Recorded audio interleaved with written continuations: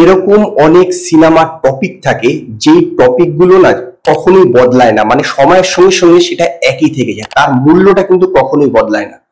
যেটা আগেও ছিল, এখনো আছে, ভবিষ্যতেও থাকবে। এইরকমই একটি টপিকের উপর একটি সিনেমা হয়েছে, তার নাম দা সিগনেচার, যেটি জি5 এ রিলিজ করেছে। তো এতে মেন চরিত্রে অভিনয় করেছে হচ্ছে অনুপম খের। তো এই সিনেমার গল্প হচ্ছে যে অনুপম খের একজন রিটায়ার্ড লাইব্রেরিয়ান। তো তার স্ত্রীর অনেক দিনের ইচ্ছা যে সে ইউরোপে ঘুরতে যাবে, এবং সেই জন্য সে তার জমা যথেষ্ট পুঁজি ছিল, তার দিয়ে একটা বাড়ি কিনেছে গ্রামের দিকে, এবং বাকি পুঁজি নিয়ে সে ইউরোপে ঘুরতে যাবে বলে এয়ারপোর্টে এসছে। যখন সে তার ছেলে এবং মেয়ের সঙ্গে হাত মানে বাই বাই করে এগিয়ে যাচ্ছে, হঠাৎ করে তার স্ত্রী পড়ে যায় এবং তাকে হসপিটালে ভর্তি করায়, এবং জানা যায় যে সে আলটিমেটলি কোমাতে চলে গেছে, এবং তার প্রচুর বিল বেড়ে যাচ্ছে ধীরে ধীরে। এই যেহেতু প্রাইভেট হসপিটালে আছে এবং বিল বেড়ে যাচ্ছে, এইবার সে টাকা জোগাড় করবার জন্য অনুপম খের কি করছে সেটি হচ্ছে এই সিনেমার গল্প।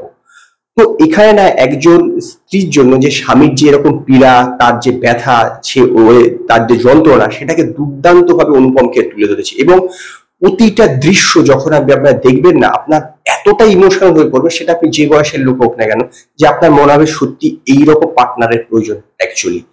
এবং অনুপম খেরের অভিনয়ের কথাটা এই জায়গায় আগে বলে না ভালো, যে অনুপম খের ইমোশনাল দৃশ্য দেখে অনেক সময় একটা না নিজে প্রচুর ইমোশন পুট করে সেই সিনের মধ্যে, তাতে কি হয় সেটা ইমোশনাল সিনটা পুরো গদগদ হয়ে যায়। এখানে কিন্তু এরকম করেনি অনুপম খের। অনুপম খের নিজের আবেগটায় কন্ট্রোল রেখেছে, কারণ সিনটা ইমোশনাল, সেখানে নিজের আবেগটায় কন্ট্রোল রেখে ইমোশনটাকে ঠিকভাবে বজায় রেখেছে, যেন দর্শকের মনে সেটা হিট করে কারেক্ট ভাবে, নিজেকে বেশি ইমোশনাল করে তোলেনি। অনুপম খেরের লুকস থেকে শুরু করে তার অ্যাক্টিং, অত্যন্ত দুর্দান্ত অভিনেতা, দুর্দান্ত অভিনয় করেছে। এছাড়া অনু কাপুর তার বন্ধু রোল করেছে, খুব ভালো, খুব ভালো রোল করেছে। অ্যাকচুয়ালি ভালো অভিনেতার সঙ্গে যখন আপনি অভিনয় করবেন, তখন আপনার ভালো অভিনয় বেরিয়ে আসবে। রণবীর শোরের রোলটা ছোট কিন্তু যথেষ্ট চমকপ্রদ। এছাড়াও মহিমা চৌধুরী আছে, মনোজ শর্মা আছে, প্রত্যেকেই ভালো অভিনয় করেছে। যেই যে আছে তারা প্রত্যেকেই খুব দুর্দান্ত অভিনয় করেছে পুরো সিনেমাটা। এবং ডিরেক্টরের কথা হলো, ডিরেক্টর সিনেমাটা খুব ভালোভাবে মেকিং করেছে। কয়েকটা গান আছে, গানগুলোও কিন্তু একদম যথাযথ, বেশি সময়ের সিনেমা না।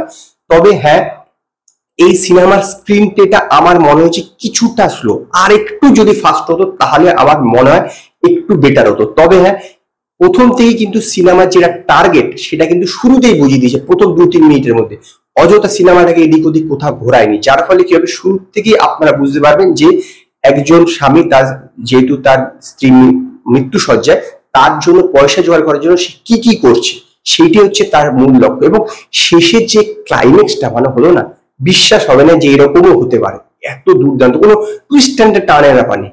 কিন্তু এইরকম যে হবে আলটিমেটলি, সেটা আপনাদের মানে কি বলবো, চিন্তা ভাবনার বাইরে।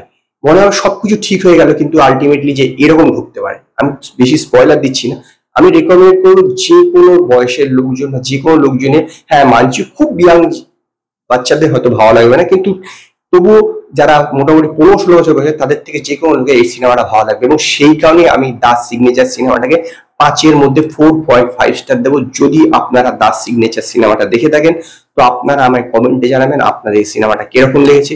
যদি আপনাদের এই ভিডিওটি পছন্দ হয়, ভিডিওটিকে লাইক করুন, কমেন্ট করুন, শেয়ার করুন, আর নতুন নতুন আপডেটের জন্য আমার চ্যানেলকে সাবস্ক্রাইব করুন।